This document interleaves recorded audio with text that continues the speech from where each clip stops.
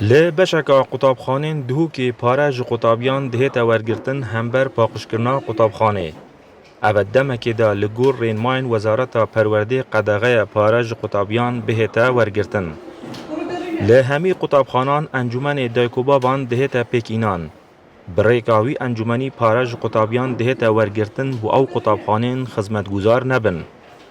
بو هر ورزه که سالا خواندن 1000 حتی 2000 دیناران دهیت ورگرتن.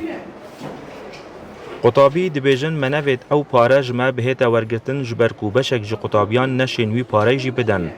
و تخازن حکومت کارگوزاران بو قطابخانان دابین بکت.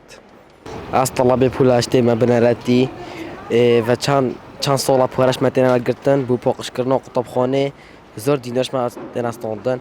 ام هیوید کن بالاف قانونا رابطن بلا ما فراش دابین کن بو قطابخانه دا نکت فقیر نشین 1000 دیناری بدن بو پاکش کردن قطابخانه.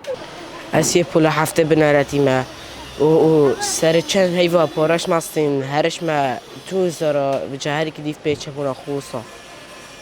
وجا بو فراشی چه بیتن بو جامعه چه بیده بو پاکش کردن چه بید متشته وسا. وار پیوندی بروبریا گشتیا پرورده دهوگه کر. لی رد کر هیچ داخیوانیان لسر وی بابتی بدن.